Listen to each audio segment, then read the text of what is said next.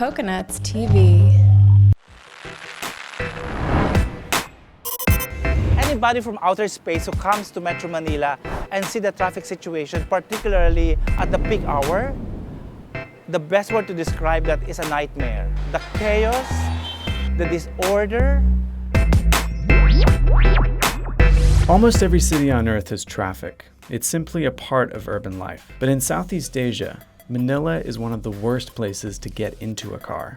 During peak hours, a 30-minute journey can take 3 hours as drivers inch along the city's crumbling road system.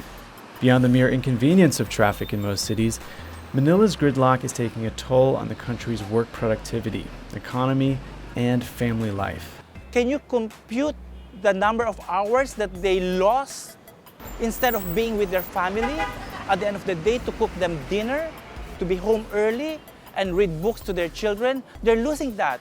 Manila's intense traffic has even changed the way people interact. We're one of the most social media savvy people because we can't get together face to face. We have to do everything by internet or by text. So why is traffic so bad in Manila? It's a perfect storm of too many cars, not enough roads, and inadequate public transportation. Before World War II, Manila actually had one of the most efficient tram and train systems in Southeast Asia. The sad thing is that World War II destroyed most of this. The train system, the tram system, the cars themselves were salvaged for the steel. After the war, the car and truck lobby didn't want the trams to come back. And so we shifted from rail-based and tram-based systems to urban design that was based on cars and buses. Metro Manila's infrastructure continued to erode under years of political turmoil, corruption, and neglect. The Aquino administration is finally starting to pay attention and initiate road improvements, but the situation is dire and there are no quick fixes. Metro Manila is one of the world's most densely populated cities, almost twice as dense as New York City. It currently has 12 million inhabitants, and that number swells to 15 million on weekdays with the influx of commuters.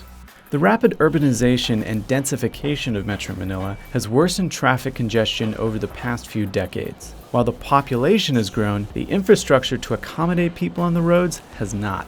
Each day, an estimated 2.2 million vehicles cram onto 5,000 kilometers of roads.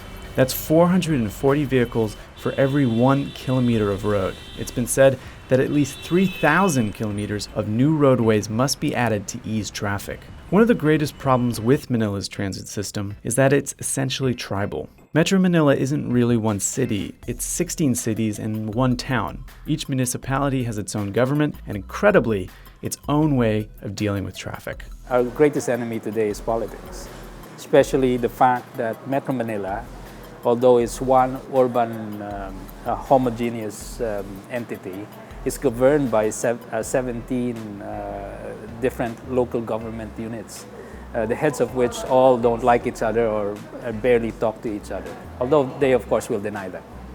If driving in Manila is bad, then public transportation is pathetic. Metro Manila has the smallest mass transit rail system of Asia's megacities. If you've ever tried to take the train, you'll know that the rail system seems like it's set up to be as awful and inefficient as possible. Different terminal locations have different payment systems, and the only thing that is reliable is that the lines will be long. To get a ticket, sometimes you have to experience blood, sweat, and tears to be in a jam-packed station with no ventilation and no organized queuing system. It's really, really bad. There's also the mayhem of the city's buses, which are operated by 165 different bus companies. They often fight for passengers on crowded streets, adding to congestion and causing accidents that lead to even more traffic.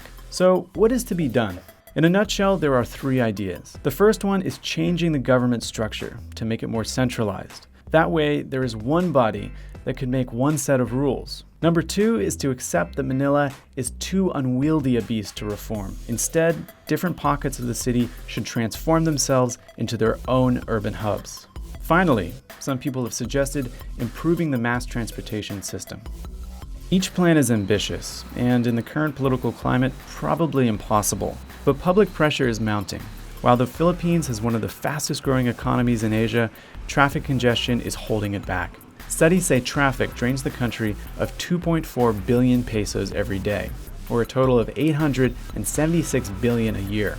Perhaps this will be the impetus for change, but in the short term, thanks to new road projects and political gridlock, you can expect Manila's traffic to get even worse.